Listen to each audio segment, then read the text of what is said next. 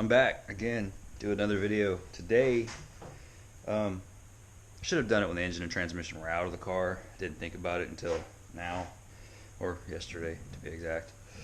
I got to go underneath, hook up the drive shaft, and finish the rest of the stuff that you guys didn't see in the last video. I just kind of got on there and put some stuff up, the transmission mount. Today I need to put up the drive shaft and clutch line, those things like that. Just kind of one more thing that's done. So when I get my new harness and ECU and all that stuff, I can just plug and go. But today I'm gonna talk about my funky little transmission adapter setup. It's I'm using the LS engine, obviously, but with a BMW 5-speed transmission out of an E39. And in order to do that, I had to buy an adapter kit from Poland, this place called PMC Motorsport. There's a lot that's involved. The transmissions are cheap as of now, at least, because market, people are starting to use them, so they're going up a little bit. But I got my transmission for $189 like 2 years ago at a junkyard. I pulled it out of the car myself. I knew the car was running. The guy that owned it let the car go into the junkyard because it has some issues, and I pulled the transmission. So far I've had great luck out of the transmission itself. I'm using a spec stage 4 clutch. It's a little outdated now. They make a new clutch that supports more, but it's rated for 517 foot-pounds of torque. My engine shouldn't put out that much. It should be around 400, to the wheels, obviously. So engine should be, 500-ish. But with that being said, I figured I would do a video based on the kit itself and what it takes to get it into a car like this, an S chassis, S14 specifically.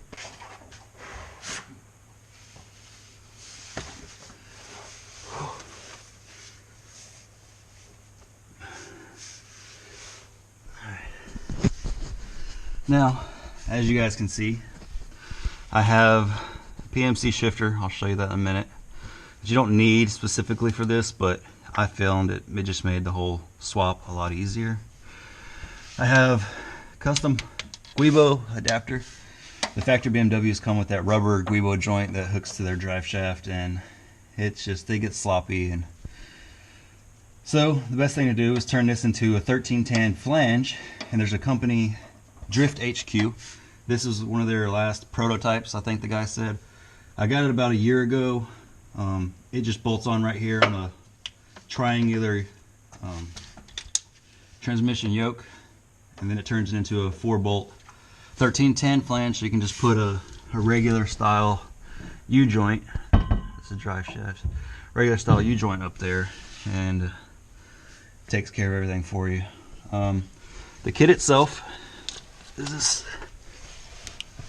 You got 2 plates. There's one plate, this one, with all of these million Allen head bolts that bolts to the transmission itself, with these bolts right here. There's one there, and there's a couple all the way around the transmission.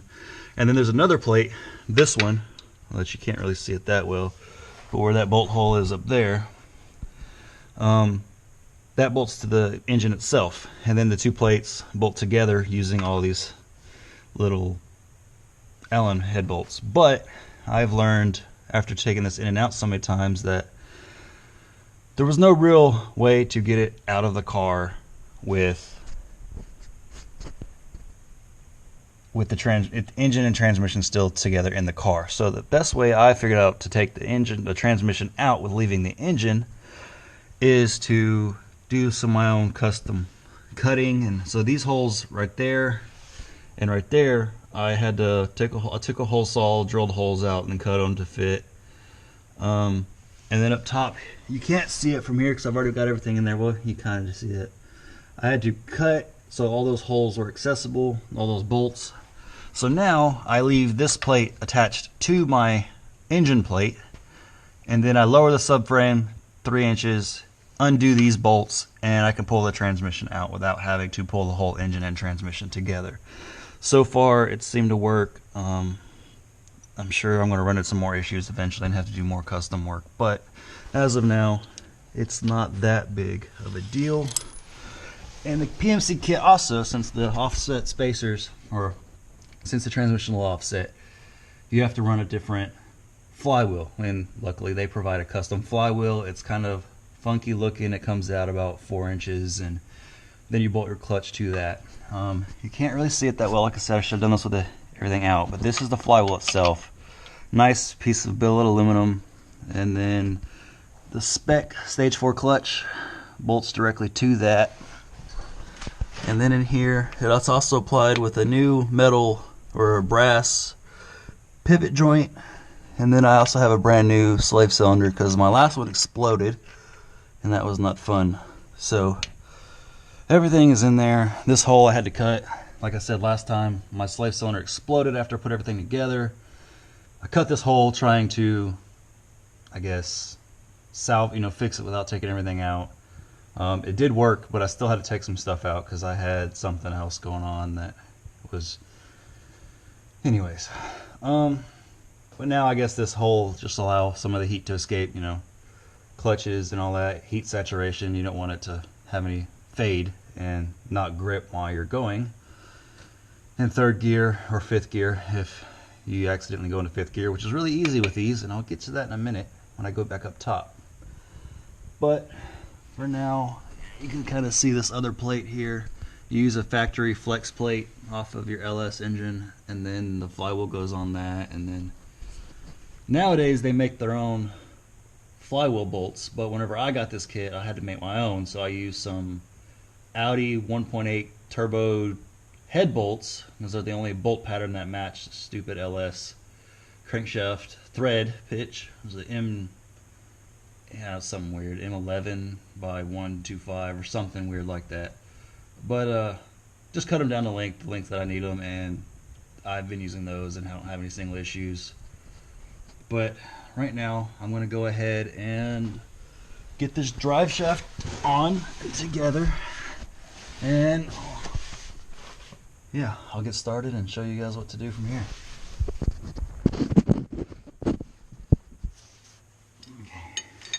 First things first, I always put in my shift linkage, which attaches my transmission to my shifter itself.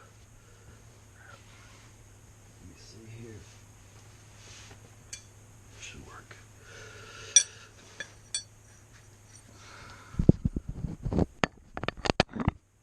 Okay, I always attach my shift linkage first. I cut and re-welded this with a piece of wrought iron that I had just to adapt it to the transmission with the S14, shift hole and all that stuff. So basically you just take these little clips off. Maybe.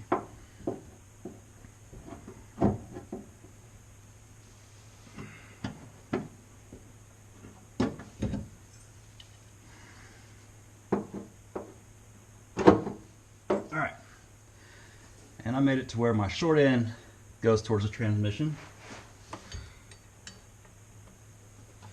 Slides in the hole like so. Take a clip. You put it back on. Then I'll show you physically on this one. So you have this whole thing set up. It's just a bar in the hole. This runs like so. Take it, find the right angle here, and just like that, it just slides right on through. Take your clip and push it up, and it just holds it there. Now you got, there we go. Yeah. Find neutral again. Alright. So I'm filming my GoPro today. The phone just was a little, gotta put on airplane mode and all that stuff. So now we move on to the drive shaft itself. The bolts are right here. All right. First things first, I always just go ahead and Loctite my bolts. I do them all, and then I just kind of put them in, Make sure they're clean enough. You don't want to overdo it, Loctite. It just makes a mess. So I get this up real close and I just kind of squeeze until just a little bit comes out, just enough. I do it to all 4 of them. It's really cool because I'm a fan of blueberry, and this stuff smells like some sort of blueberry jam. I don't think it would taste that good though, so probably not a good idea to eat it on toast. Oh, too much.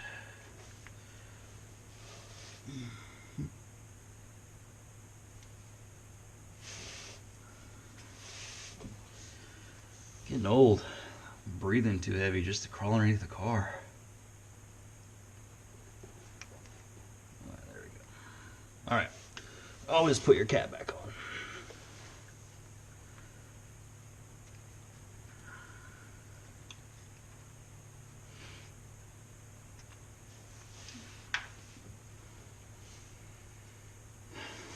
Alright. This drive shaft is custom drive shaft. It's a slit drive shaft. You can see right here. Because these guibo joints, in typical transmissions, your shaft slides in and out of the rear of the transmission. But since the BMW design has a triangular yoke on the end of it that bolts on, you have to have the solid guibo adapter, and it just sits here. It doesn't move in or out. So I got a drive shaft that moves in and out so I can adjust it accordingly. And with 1310 yoke on it, it makes it really simple. Just up. Angle this where I need it, slide it forward, and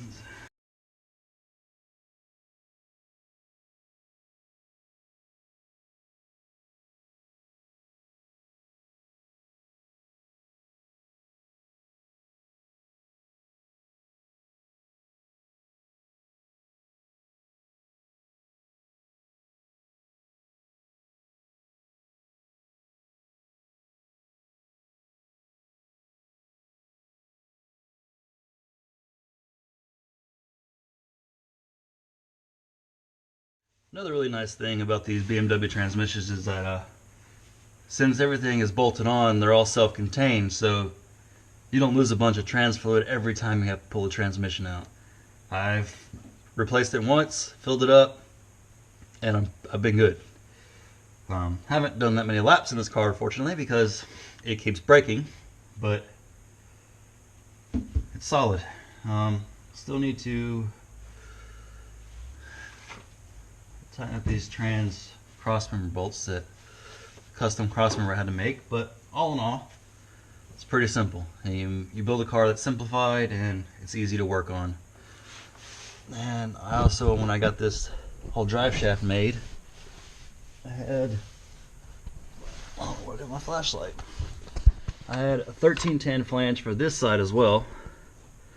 So I have a Q45 rear differential that has been welded because that viscous limited slip does not work very well. ISR, ISIS, formerly ISIS, rear sway bar, all the Megan rear arms you can purchase. I also have solid diff bushings, solid subframe bushings, and 350Z axles that go up to the early modeled Q45. Everything bolts right up, should be bulletproof, and lo and behold, it was actually cheaper to go that route than do anything else. I got the diff for 40 bucks and axles for 30, and it just seems to work. I welded it up myself. We've got a really good welder in here, made by Eastwood.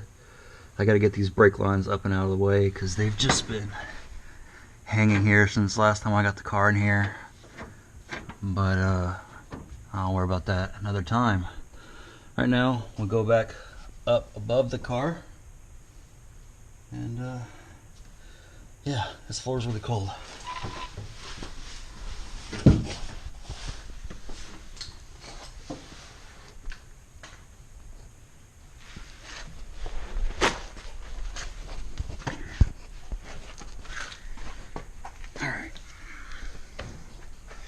Okay, go ahead and get in the car. Show this a little bit. I need to go back under there and put my clutch line. Sorry, the steering column is out right now. Forgive the wiring. I'm redoing my ECU and all that stuff, so all the wiring's been dismantled. My dash is out because I'm doing a digital dash instead of all my analog gauges. Should be really cool. Should have that in a few days. But anyways, this is the PMC shifter.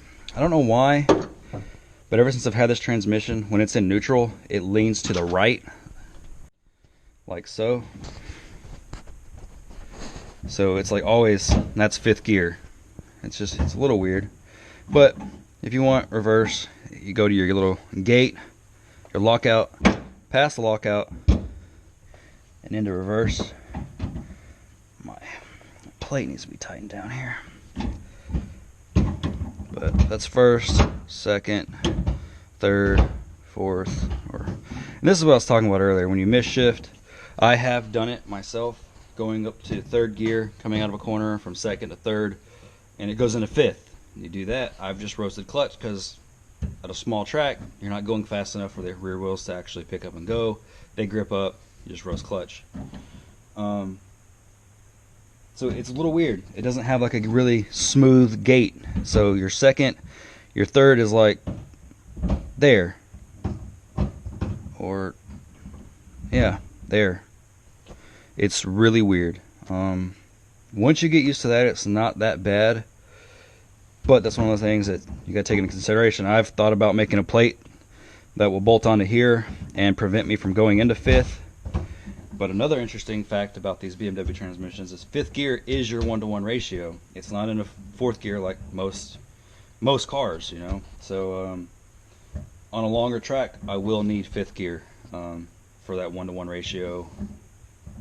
But right now, I thought about just making a plate so I can't roll it into 5th until I can figure out a way to better make 2nd and 3rd shifts smoother. It takes some getting used to and driving more than I've been able to drive. Hopefully that this is the year, finally. It's taken forever to build this thing. But let me go ahead and reroute this clutch line and get underneath the car, plug it up, so whenever Lee gets here later we can go ahead and bleed the clutch. That way it's one less thing I've got to worry about. Yeah, let's get to it. Alright, out of the car. I have my clutch line here. It's just some stainless 3AN line that I have up to my Willwood master cylinder here. I had to get this. It's a 3/4 inch.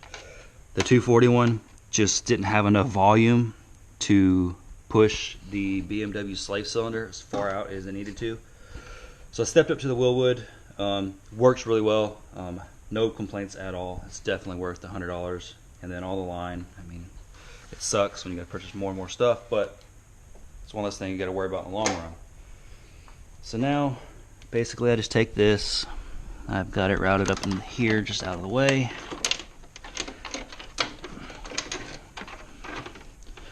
Drop it down in there. I like to keep it up here behind everything and above all of that. So I'm gonna get in there and hook it up, and then I can get back up here and zip tie it up here out of the way so it doesn't get burned by a header or anything like that. Because hot fluid does not mean a good time.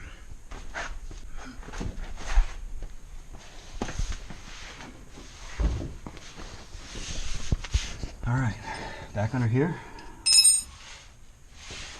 Like I said, got clutch line hanging down.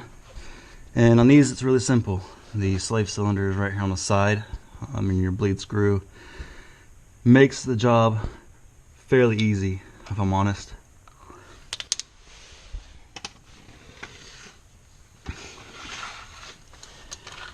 So, you just take your line. I've hammered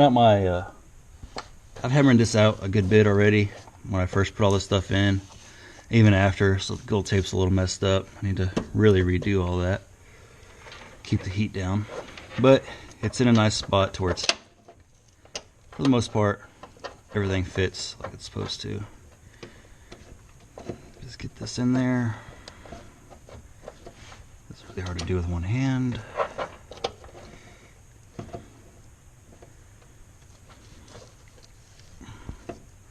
See if I can figure out a better way to do this here.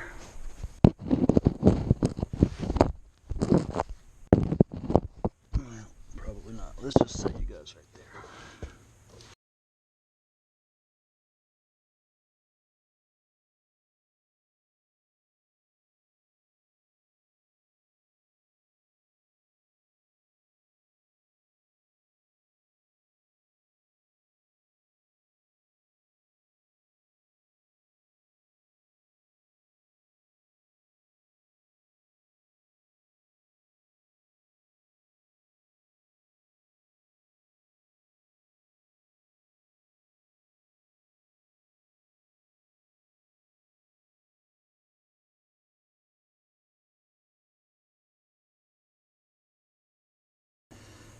Now this slave cylinder, most of the BMW transmissions come with like this funny looking valve thing that comes out of it. It's supposed to soften the clutch impact when you let off the clutch, so it's acts as just a proportioning valve of sorts, and it just kind of slows the fluid down. I went ahead and removed that because I mean it's performance anyway application. So I removed the valve and replaced it with just an AN or a thread adapter for the AN fitting. That's on there, nice and tight. I don't want it too tight. I don't want to ruin any threads, but you want it tight enough because I've had some issues bleeding the clutches lately that it still kind of leaks a little. And then I just tuck my hose up here out of the way, so my hole for the steering shaft is still clear. I'll zip tie that up there. It will be out of the way. Won't have to worry about anything hitting it or burning it. Keep everything cool. Oil lines I got to put back up here, but I'm waiting till I get all the proper stuff and get my header back in here and zip tie all this back up and keep it out of the way. But for now, that should be it.